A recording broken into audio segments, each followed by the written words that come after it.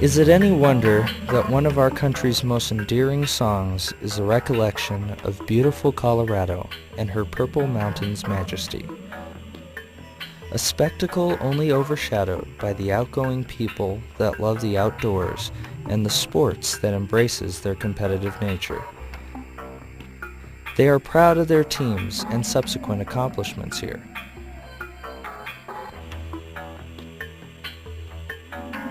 But from that horizon and that sports spectacle exists another. If you look hard, you will probably not see it.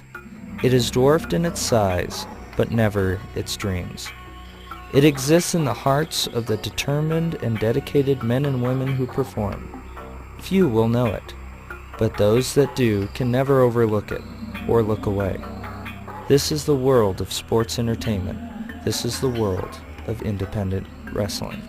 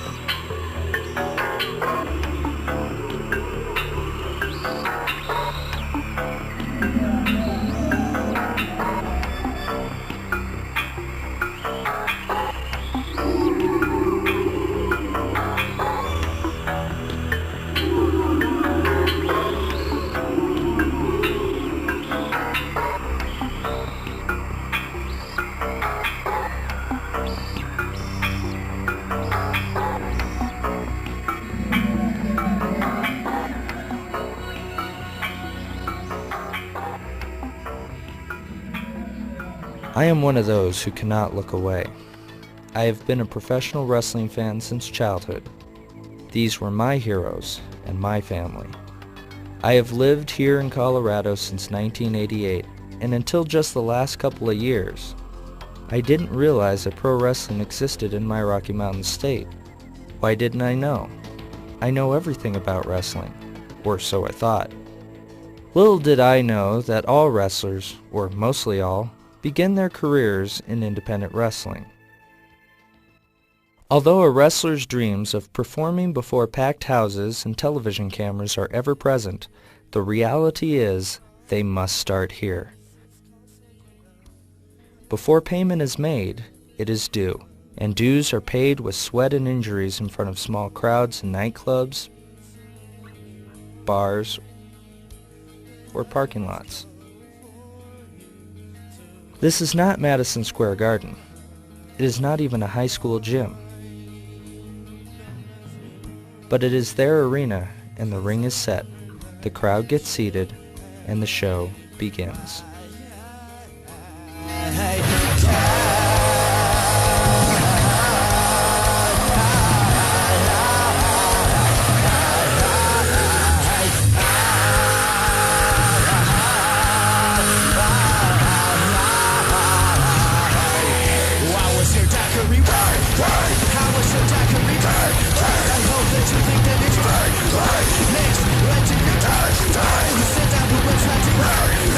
Finish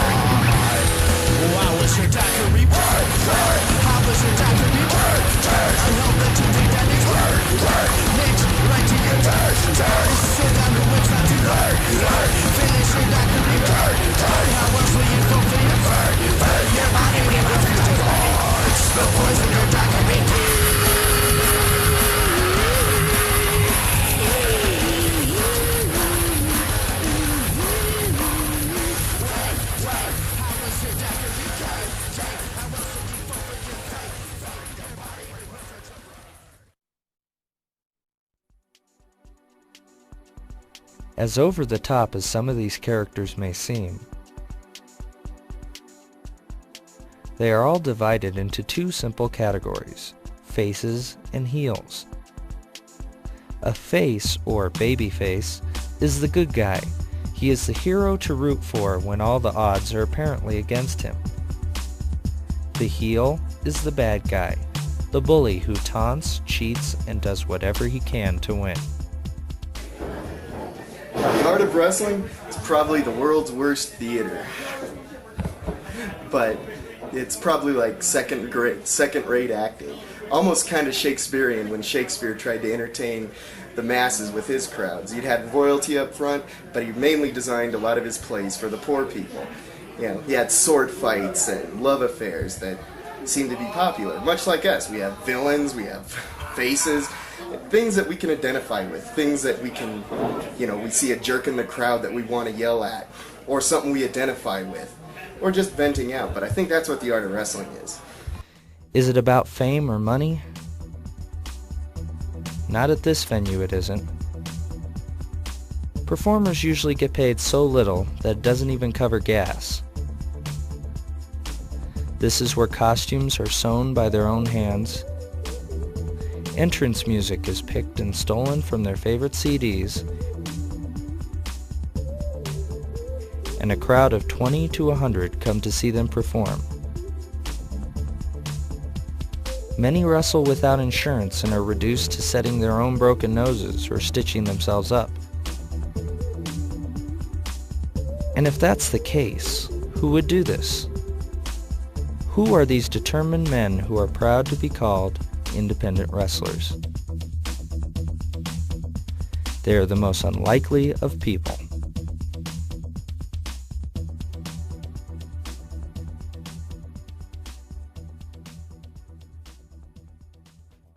One thing wrestling can always be called is larger than life.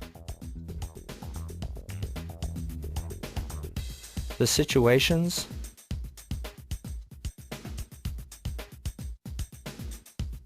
the characters,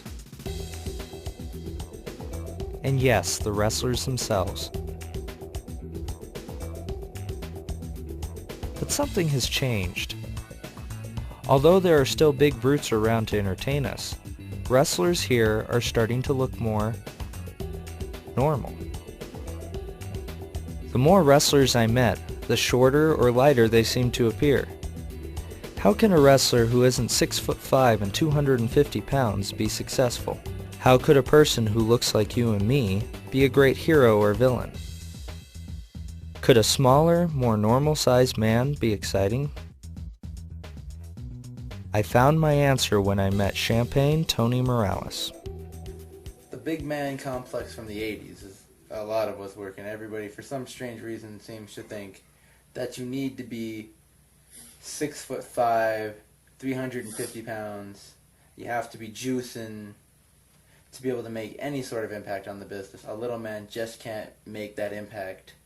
But in the last decade, men like Shawn Michaels, men like Rey Mysterio, Bret and Owen Hart, the Amazing Red currently, any form of junior heavyweight division over in Japan, X division, cruiserweight division, light heavyweight division, has proven time and time again that the littler, more athletic guys can steal the show.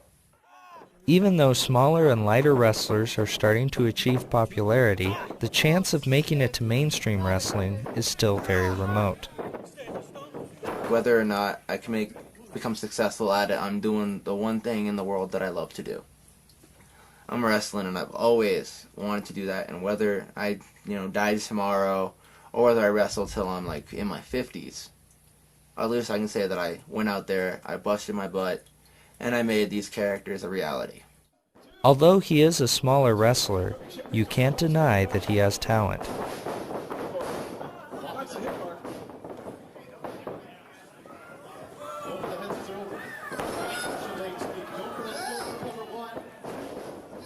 His skill and ambition hasn't gone unnoticed. In his short career, he has worked for promotions in Utah, Kansas, Texas, and Hawaii. Basically, I'm trying to take my career as far as I can go with it. I want to be known on the West Coast, the East Coast, Japan, Australia, wherever I can find work is where I want to work. Do you think you'll get there? I don't see why not. Could you tell us what your parents think? Well, my parents aren't really into it that much because I have a heart problem. And I was born without my mitral valve. So they had to go in there when I was 6 months old and put one in. So they didn't expect me to live. They expected me to needed to get it redone at 13, at 18, but now I'm 20 and I haven't had to get it done yet. It's been perfectly fine. It was done in a hospital in Germany. I have no idea where. I actually died for 3 minutes, I believe. And my dad ended up having to give me resuscitation so I didn't die. So, but yeah, I take pills. I take digoxin. I take Antran for their blood thinners. So they don't want me to bleed all that much. And I played sports all through when I was a kid. I played baseball. I played football. Not in any actual teams though, just backyard with the guys. And I figured if I'm gonna do this, if I'm gonna live my life, I want to live the life the way I want it to be, and I want to wrestle. So they're not really happy about it, but they accept it as what I want to do. So doesn't it concern you that something like that could happen again? Oh, it does. It does. But I don't see it happening as a result of a match. I mean, any wrestler can die in a match if something goes wrong, if there's an accident. I'm running just as big a risk as anybody else. I don't see it as I'm different or I'm special because I have a heart problem. It's not like it doesn't affect most aspects of my life. I haven't let it affect anything in my life. I'm just my cardio's not what it should be in my eyes, but for the most part, I'm fine. I'm just like everybody else. I just have a really big scar down my chest.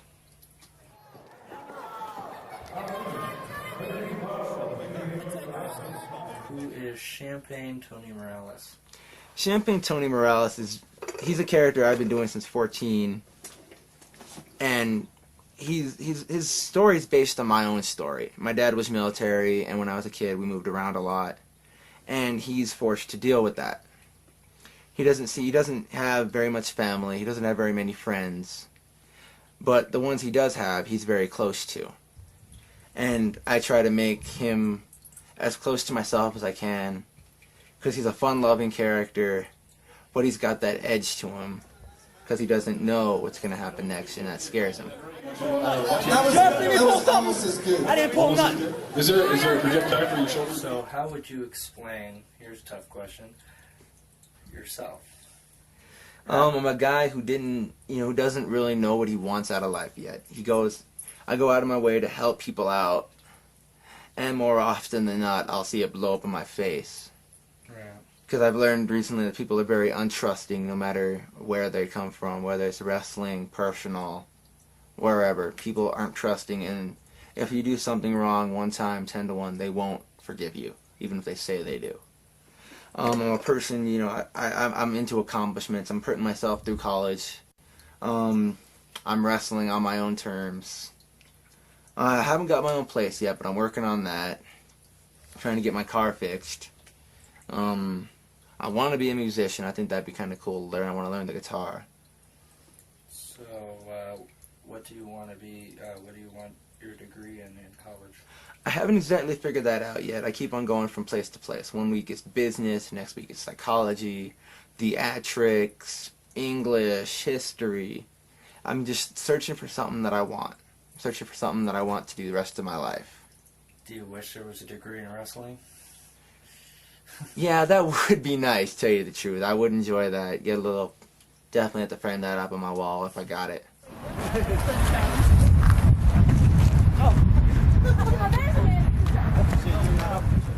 Dog.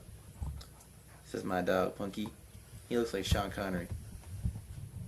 Only in dog form. Turn around, boy. Come on, turn around. Be a star. You don't care if you're a star, do you? See, he doesn't need his 15 minutes of fame, because he's a superstar already. Right now, I'd say probably 62% of my life is based on wrestling. most of my money goes to it, whether it be for outfits or to get to and from Denver. Trying to sell tickets is always big if you can get them. Being one of the only characters down here in Colorado who goes up to Denver and wrestles. I'm probably only one of 3 guys I can think of off the top of my head who wrestles down here, or who lives down in Colorado Springs and wrestles up in Denver. And it's a real challenge. So how do you get to Denver to do training? Well, I lost my license a little over a year ago. So I have to walk to a bus station. I have to walk to a bus stop, go up to the Greyhound bus station, and take the Greyhound bus up to Denver. And then I take a cab from Denver to the training facility. Okay. So that'll cost me anywhere from $35 to $50 round trip. And you do this how many times a week? Twice a week I go up normally.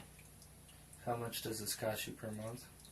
Let me see. If I said $40 times 8 weeks, let's see, 40 times 8, $320. I'd say about anywhere from $360 to $400 depending on shows. Do you really think that's worth it? In the long run, yes, because whether or not I can become successful at it, I'm doing the one thing in the world that I love to do. I'm wrestling, and I've always wanted to do that. And whether I, die tomorrow, or whether I wrestle till I'm like in my 50s, at least I can say that I went out there, I busted my butt, and I made these characters a reality. So, what would keep you? What would cause you to stop doing that, or would anything do that? If the injuries got too great, I could see myself quitting. The backstage politics, although they're a pain in the butt, would not keep me from quitting. Because hopefully there's decent promoters out there. I've met so many great people in this business that I wouldn't give any of them up for the world. I have people that I know through wrestling that are closer than my closest friends when I was growing up. So I would not want to give that up for anything. Each time I saw Morales wrestle, he was getting better and better.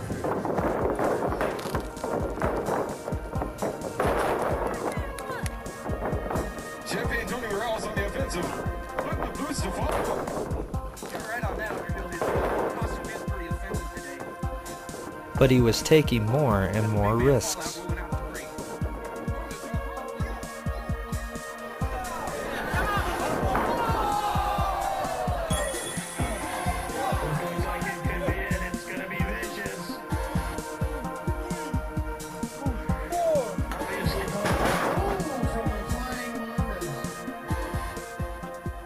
It's trying to have the complete package of the basic superstar, working towards getting your body in shape, working towards the moves, working towards the promos, getting your promos better, working towards your gimmick, trying your hardest to make your segment of the show the best it possibly can be, and to try to steal the show. Everybody in the show should be trying to steal the show.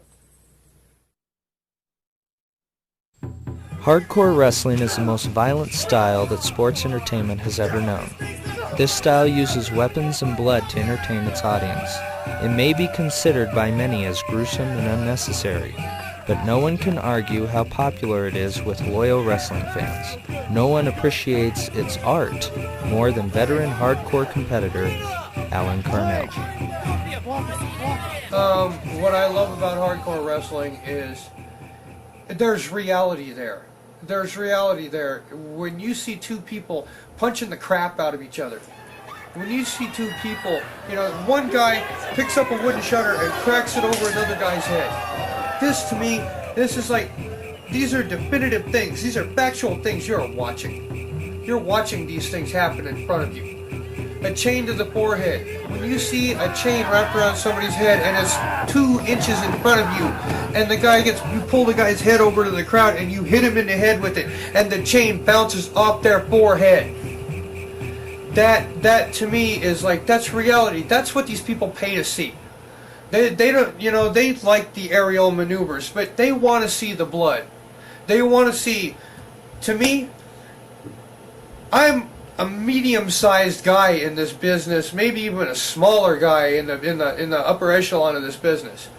I can go out there and the crowd can look at me and think, my God, that's a bad little fucker. Break that fucking fucking camera out of my fucking face! With his two characters, Eddie Rocker and Beetlejuice, Alan believes his job is to horrify, to demonize, and to entertain. He's a good guy. He's definitely something. You have to meet him to understand who he is. He's a show.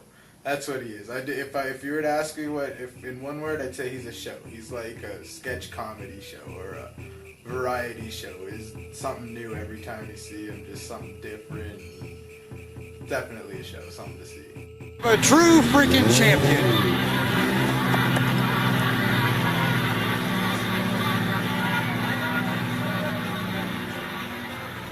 Wrestlers create comic book-like characters that will give you your money's worth, but just sitting with Alan, you may wonder how far he will go to make these characters come to life. Because Evil Eddie got banned from the IWF because Evil Eddie set somebody on fire in Osawatomie, Kansas. And like, I met him there in outpatient therapy. It's me, Eddie Rocker. I met him there, and he is my friend that he was. And he told me to come out here, and I've been here before, so I came back, and now I wrestle for the IWF. He never seems to break character, even if he's nowhere near a wrestling ring. A man who constantly acts like a hardcore masochist must indeed be crazy. Or is he? What are you looking at me with that fucking camera for again? Damn! No, don't you know enough to leave people alone when they're fucking hurt? Get that camera away from me! When you need Alan, you know, Alan is very good. You know, when you go out with him personally, you know, his egos come out, you know.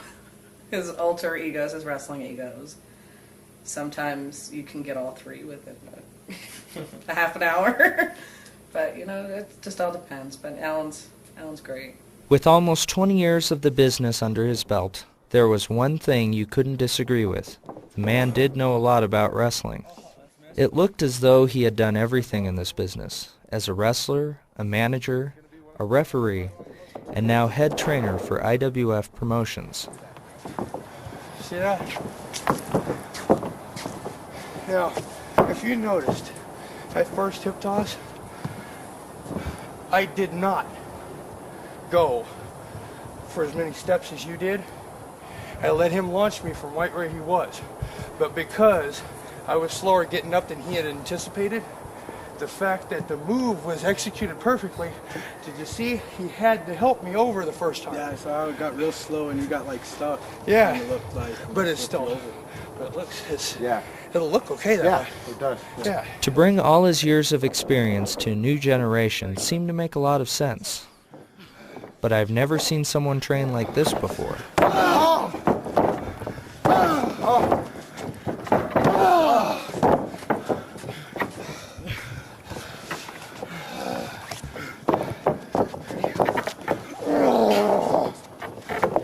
Oh no. Hey, get him on the ropes. Get him on the ropes. Come on now. Come on. Come on. Hey. Hey, hey, hey.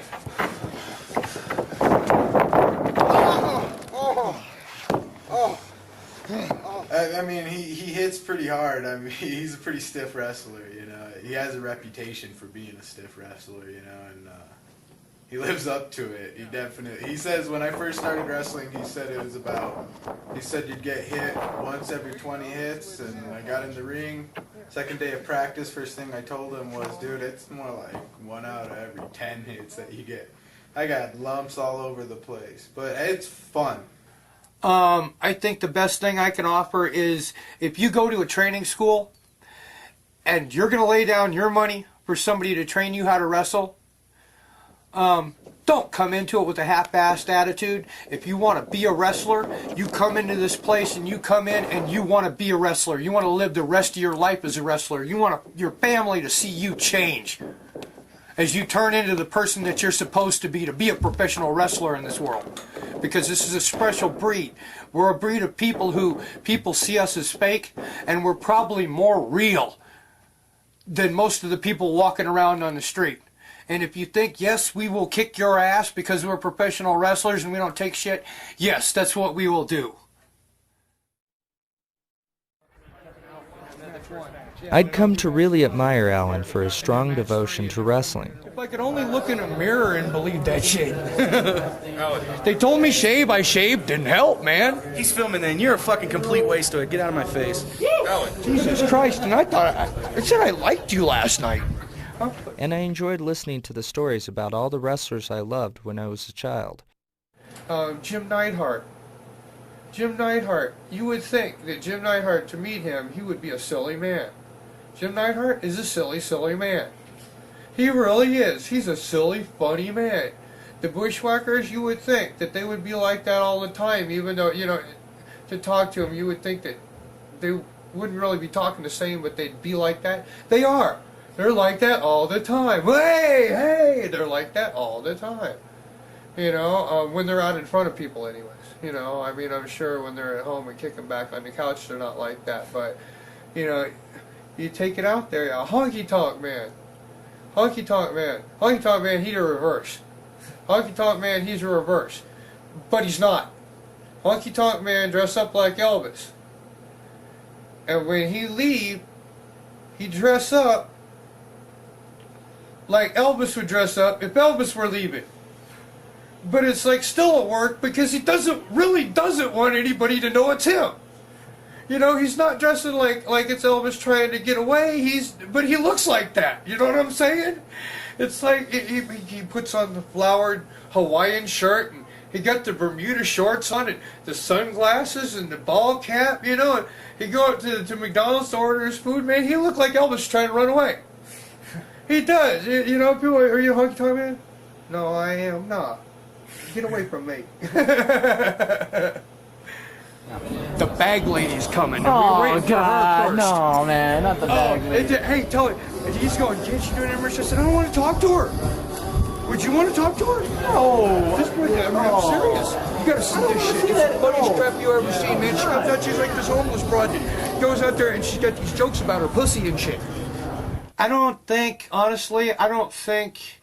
there are people that might be happy around here that if I just left, they'd probably just like not even think that I ever existed. You know, the fact that I'm here doesn't really matter to them, whether I'm here or not. I'd like to think that there are enough people in this business right now that speak to me on a professional level and respect me that I don't think that Colorado Wrestling would let me actually leave. At some point, I'd be asked to come back. Because to be quite honest, you people love me. You love me with the paint on my eyes and everything. You love me, you know. You all love me just because I'm sitting here with no teeth on and I'm talking to a guy who's going to, like, take this thing around the country. You know, this is great. The fans, you know, everybody just loves this gimmick. I don't think that they would ever, like, let me completely leave.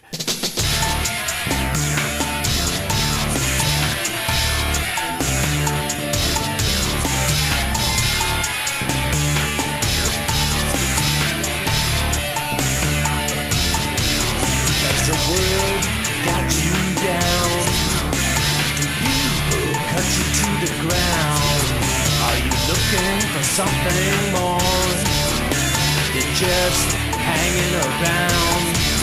Got it made, let me tell you, but you don't see what you got. Are you afraid to see the reason? Would that put you on the spot? You're a schizophrenic fly, bouncing off the walls.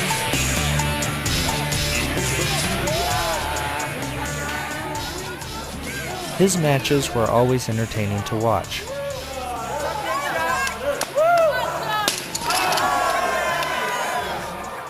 And it was obvious he gave his all every time he was in front of a crowd. But as I followed Alan from match to match, I became more disturbed with his characters.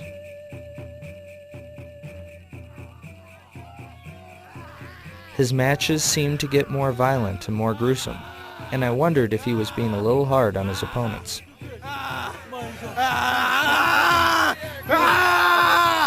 another surfboard.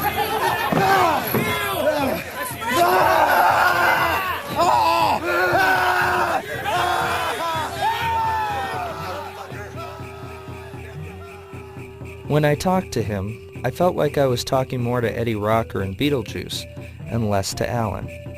I even wondered why he would refer to himself in the third person, like he wasn't even there. I see I see Alan like basically kind of like, with all the time that I'm spending doing wrestling, I see Alan kind of like going away. Eddie Rocker keeps control of Alan. Eddie Rocker keeps control of Beetlejuice.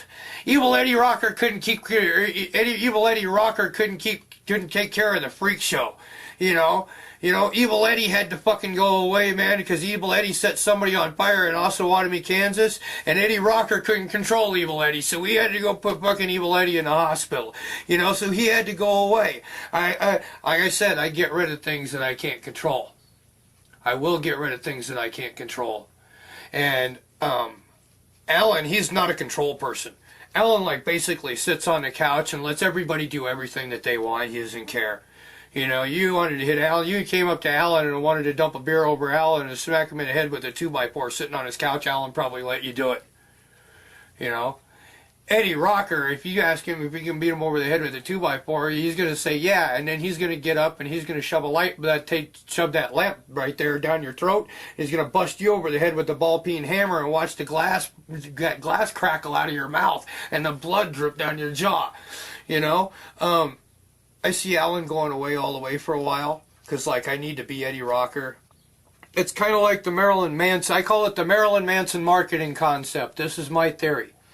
Okay, if you're a professional wrestler, and you have to be a professional wrestler when you're in front of people, because to be a professional wrestler means to be real in the eyes of in the eyes of the fans, in the eyes of everybody that knows you. If that is your job, and you're out there 12 hours a day in front of people, and you're a professional wrestler, even if it's just some little schnook like me, sitting in a house, if this is all I do, fuck it, it's all I do.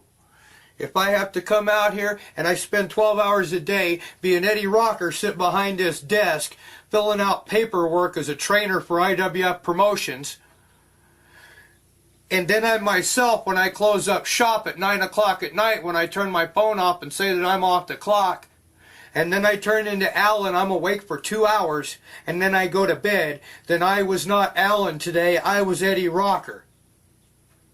So basically, if you're going to be a professional wrestler, you have to live your life as a professional wrestler, be the professional wrestler that everybody believes that you are. So you got to live it. And that, I believe, is the most important thing that I have learned about professional wrestling in the last couple of years. For the most part, that's the major thing that I've learned in the last couple of years, was that this is the real thing. When you live it, you live it. When you live it, people see that you live it. The people that walk around, the people that see you in freaking Kmart, they know who you are. They ask you for autographs. You know, the little guy who watched the very first match that Eddie Rocker ever wrestled when he was Eddie Ravage, and wore Transformer makeup and a white leather jacket out to the ring with Guns N' Roses fringe on it. That guy who watched me 18 and a half years ago and still has that flyer sitting in a folder, and he brings it to every match to show everybody where I started from. This shit is real. I live it, and fans watch me live it. That's what this is all about. This gimmick's actually grown up. This gimmick started from a point years and years ago, and it grew up. And when it grew up with Alan Carnell, the guy who's not anything you see on most pieces of film. You know, the guy that you interviewed the last time. A lot of that was Alan Carnell. Most people don't see that. I don't let most people see that, because it's not in good form. This is professional wrestling. When I say that somebody followed me around for 18 and a half years and has the first flyer from the first match I ever wrestled, He has that flyer because every time he saw me, I was whoever I was. I was Eddie Ravage, I was Eddie Rocker, I was Beetlejuice, and when he saw me, that's the person that I was. That's the reason he followed me. He doesn't want to see Alan Carnell. Most of you people out there don't want to see Alan Carnell. I'm a boring guy who sits on a couch and drinks beer. You know, that's not even worth the footage. You know, but I think that I have lived most of my career in my gimmick and let people only see me in my gimmick, because I have felt that if you take this very, very slowly, that people actually see who you are when you're out there, and it goes past the name. It goes past what the name is. It goes past whether you're wearing makeup or not. It goes to the point to where I know that guy, and I've seen him grow up with this, and I've saved everything that he's ever done, you know, and I will tell my kids about him. You know, that's what this is all about, and it always has been. This has been about wrestling. Wrestling is about being remembered. People don't remember freaking Classy Freddie Blassie, you know, because he was nothing. They remember him because he was outrageous, he was flamboyant, he stuck out. And even when he was like doing radio spots, he was in his gimmick and he lived his life like that. The Marilyn Manson marketing concept, he lived his life as a wrestler. When you go out there and you portray yourself as crazy, yes, I have to put up with people not wanting to talk to me. People won't discuss things with me because they think I'm off the hook. They think I'm like unstable. You know, people really think that of me. Well, that's fine. Do that. Do that. Then like you've overlooked who I really am. Because if you think that I'm going to drop character for you just because, like, I know you and you've seen me sit on a couch and drink beer, and I don't give a shit. I'm going to work you if there's somebody standing next to you, and I'm in gimmick. I'm in gimmick for everybody that sees me out there, so that for every waking minute that people are paying attention to my face or my mannerisms or my character, that they can come to a conclusion and make at least a vague assumption of what my life is like, so that they can keep a history in their mind of how I've lived my life as a wrestler, so that my story goes past I wrestled for this organization or I wrestled for that organization. It goes back to, I remember seeing him wrestle. I don't know who he wrestled for, but he wrestled for somebody I seen him like 15, 20 years ago. I want it to go back to that.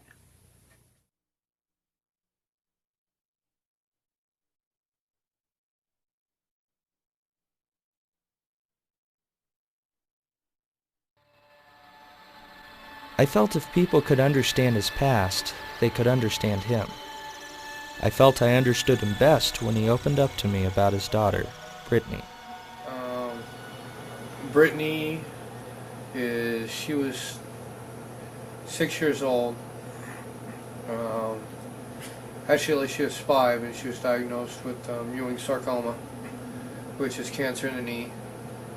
And she went through chemotherapy, and at the time my girlfriend's sister was living with us, and my girlfriend's sister was HIV positive. Because of her being HIV positive, my daughter undergoing chemotherapy, she therefore couldn't come over to my house, which used to cause me to have to spend my weekends over my ex-wife's, which was pretty rough on me. But she was diagnosed with Ewing sarcoma at 5. She went through 8 months of chemotherapy, 8 or 9 months of chemotherapy, 88 days in the hospital over the course of that period of time. Well, that's the time I spent. I don't know how many days she actually spent. But the final operation, they took her in. We'd already been into the room with her. We'd shown her prosthetics, and we were getting her set to lose her leg. And that's all that was supposed to happen. That was the worst that could happen. And She came out of the operation and the doctor said everything was fine. They even saved her leg. She was going to be able to walk. And then she was in ICU recovering. But she kind of never came out. She was in ICU about 3 months. And then the doctors called us in and said that she was going to be a vegetable if she made it through this at all.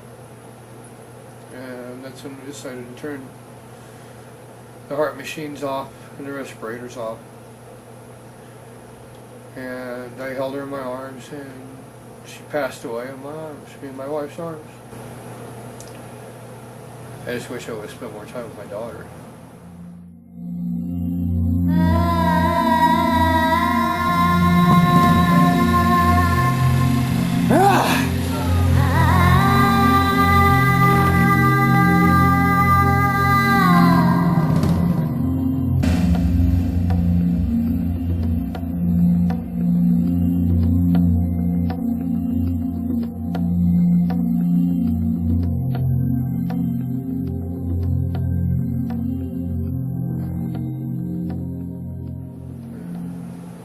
So, what did her death do to your life? Turned me into a freaking drug addict for a real long time. I really did. Have you ever done drugs before then? Oh yeah, I even say I went as far as abuse them, but not like this. You know, no, not even a speed freak tries to put a quarter gram of crank, a pure crank up their nose in one blast. You know, I was going into work, and because of what I was going through, my employer was just like letting me do whatever I wanted. I was coming in with purple eyes. I could, they were so blood should have been dripping out of them.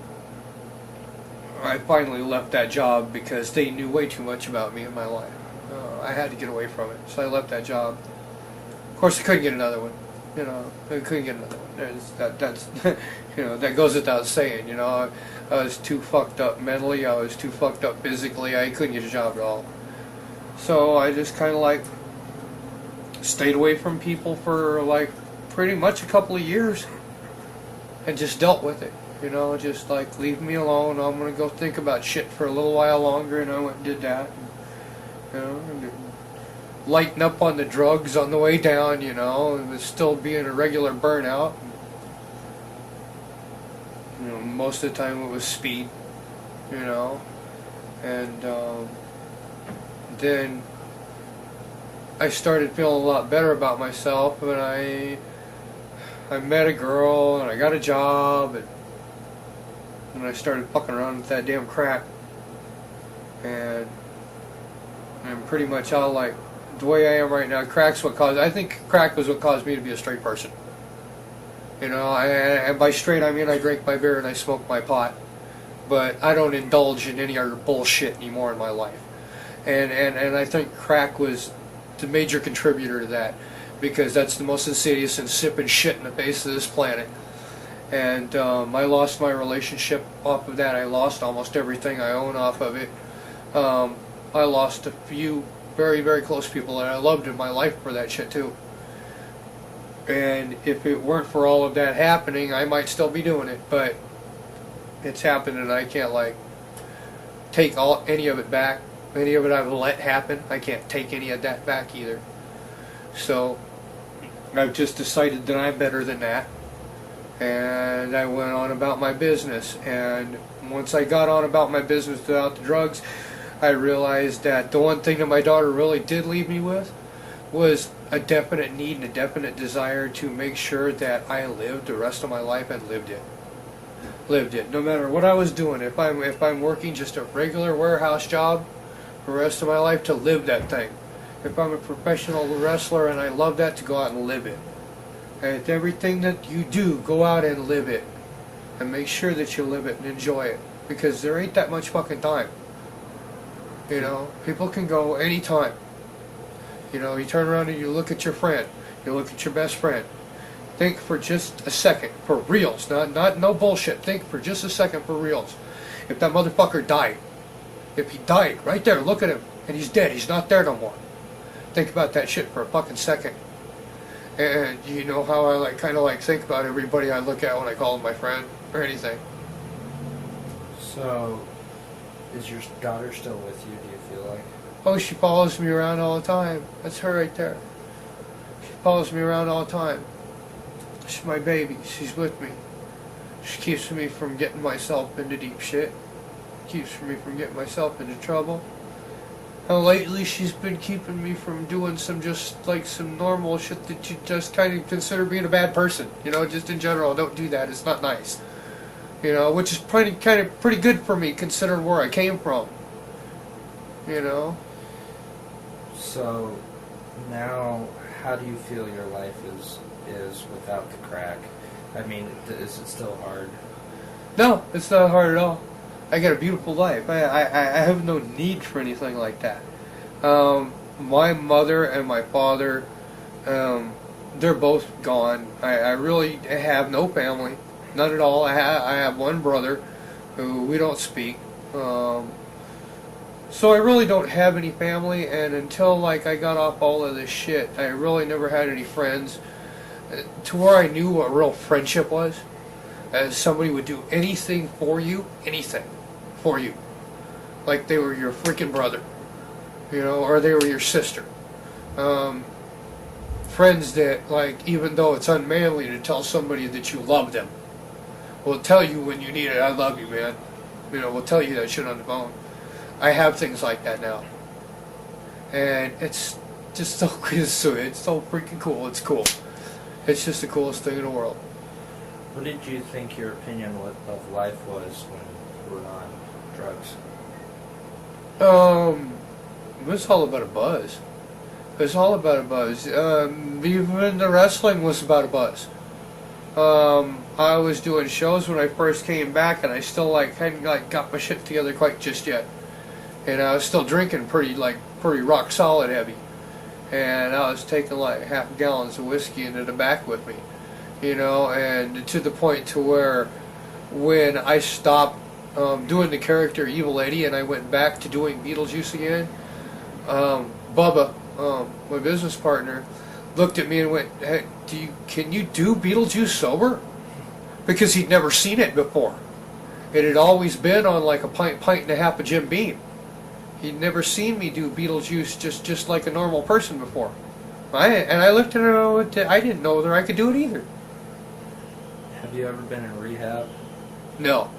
No. I've had needles in my arm and stuck needles in my arm and got hooked on them, and took 2 weeks vacation from Taco Bell where I was working, and went up to my little rooming house apartment with a great big bag full of tacos, enough tacos to last me for 2 weeks, no matter how stale and rotten they were. And I'd stick them in the freezer with an ounce of pot, and I'd sit at home and I'd smoke pot until I passed out. And I'd wake up and I'd want a needle and I'd eat, and I'd smoke more pot until I passed out. And then I'd wake up and I'd want a needle, and I did that until I didn't want no freaking needle no more. It's that simple, you know. I think that I don't think stupid people go into rehab. I just think weak people do, and I've never considered myself weak.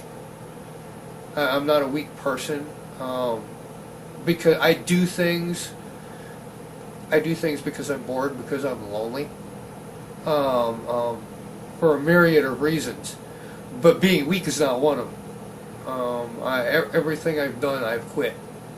You know, I did speed. It made me feel like shit, so I quit. You know, I stuck fucking needles in my arm. It made me feel like shit, so I quit. I started smoking crack. I saw people die. It made me feel like shit, so I quit. You know, bottom of the barrel's not very far down for me. I started to feel that I knew the method to his madness. Could it be because of his hard and difficult past? Alan was just using his characters to cover up his pain? Or was it that he was so entwined in his characters that they were there for everything? Not just for his performance in the ring, but also to help him in being both outgoing and a private person at the same time. I was going to ask him the next time we spoke. I was looking forward to his answer.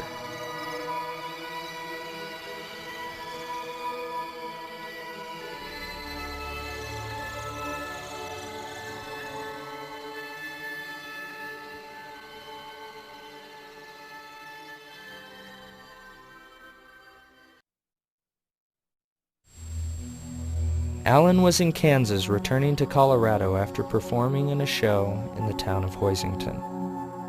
He was traveling in a Chevy Blazer with several wrestlers when they hit a patch of ice going downhill. They lost control of the Blazer and flipped several times until it landed at the bottom of a valley. We were driving, I remember waking up. I just waking up as we started to fishtail to the left, and then we whipped back the other way, and we just flipped, and I remember just thinking to myself, when is this gonna stop? Because it just kept rolling and rolling, and when it finally stopped, we were yelling to each other, trying to find out where everybody was. We were yelling, and everybody was answering, except for Alan, And so we were all yelling, and we're looking up the hillside, and we're looking everywhere for Alan, and we couldn't find him. So all we knew what the worst, we knew that he was under the vehicle, Just, oh my.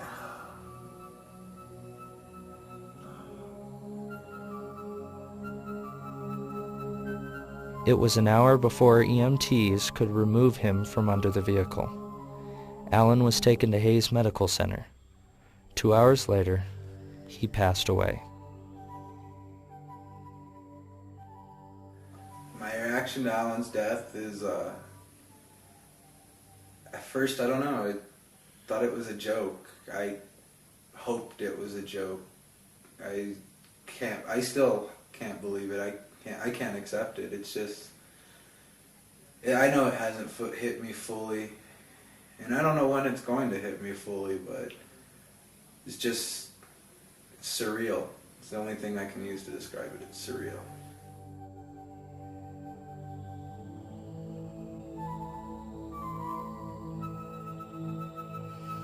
I knew this was going to change Colorado wrestling. Wrestlers weren't just changing their attitudes toward the business, but towards life itself. It just makes me think to myself how I just hope. How I'm just glad and that I was even able to know Alan. One I'm gonna keep saying that I'm glad and I'm lucky and I'm happy and all these things for the time that I had. Because one, I knew him for one, and two, I know that he knew and cared for me, and I know, and I can,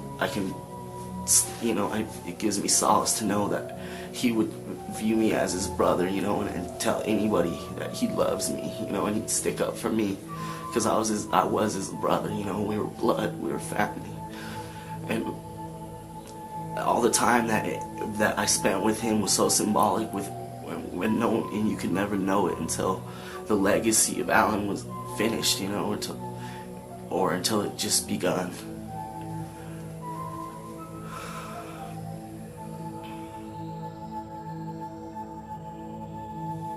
It's the concept that it doesn't matter what you do in this business. If you're a professional and you're intelligent, that no matter what a promotion tells you to do or what you do for the people that pay you, that when you go out there, you make sure that you did it with dignity, you did it with pride, and there's always a way, no matter what you're out there doing, there's always a way to make sure that you as a wrestler are over. That you are over. That what you did was no disgrace. And how has this changed me? I'm not sure, but I'll tell you one thing. I'll never look at wrestling the same again.